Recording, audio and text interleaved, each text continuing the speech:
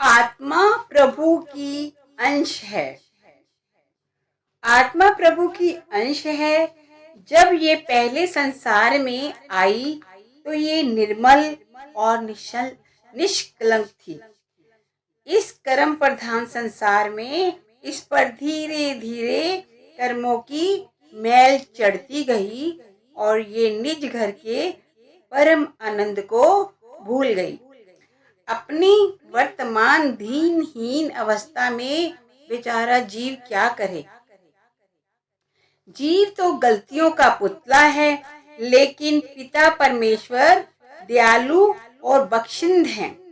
जिस प्रकार माता पिता बच्चों के अवगुणों और कमजोरियों की ओर ध्यान नहीं देते, इसी प्रकार सर्वसमर्थ प्रभु जीव की सब भूलें माफ कर उन्हें गले लगाने को तैयार हैं। लेकिन हमें अन्य सभी सहारे त्याग कर सच्चे दिल से उसे पुकार कर उसकी दया और रहमत की भीख मांगनी है।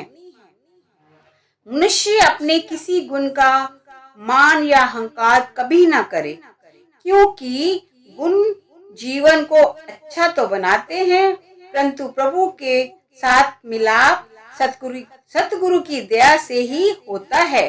विनती का दूसरा पहलू ये है कि मनुष्य विवश है, निर्बल है।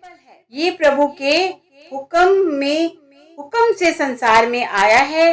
अपनी शक्ति और ज्ञान के आधार पर ये कभी परमात्मा के पास वापस नहीं पहुंच सकता।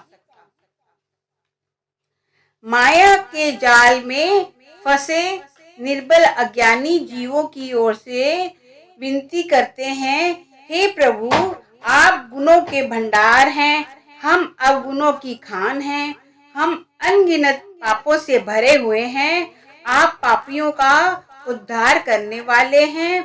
हम सांस सांस पापों का बोझ बढ़ाते जा रहे हैं। यदि आप हमारे कर्मों को देखेंगे तो हम कभी आवागमन के जाल से नहीं छूट पाएंगे। केवल आपकी दया मेर से ही हम मुक्त हो पाएंगे। हम अज्ञानी जीव माया की दलदल में लिप्त हैं। आप माया से निर्लेप हैं। आप हमें इस दलदल से बाहर निकालने में समर्थ हैं। आप बेसहारों के सहारा हैं, अनाथों के नाथ हैं। हम सतगुरु की कृपा से आपकी शरण में आ गए हैं। इस विकराल भव सागर को देखकर डर लगता है। हे दयाल प्रभु, निर्बल अनाथ पापियों पर दया करना आपका बिरद है, धर्म और स्वभाव है। आप हमारे अवगुण अनदेखे करके हम पर दया मेहर करें। वेद पुराण भी साक्षी है कि आप सदा पापियों का उद्धार करते रहे हैं। ये सुनकर हमारे मन में भी ये विश्वास दृढ़ हो गया है कि आप हमें भी बख्श देंगे। हम अज्ञानी हैं, आप अंतर्यामी हैं। अब हम आपकी शरण में आ गए हैं। दोनों हाथ जोड़कर आपसे विनती करते हैं कि आप कृपा करके हमें अपना लें। हमें ना कोई गुण है, ना कोई सामर्थ्य है। हम निर्बल और निर्गुण हैं। अब आपके द्वार पर आए हैं। शरणागत की लाज रख ले। आपके बिना जीना दुश्वार हो गया है। आपके सिवाय हमारा कोई सहारा नहीं। आपको छोड़कर किसके द्वार पर जाएं।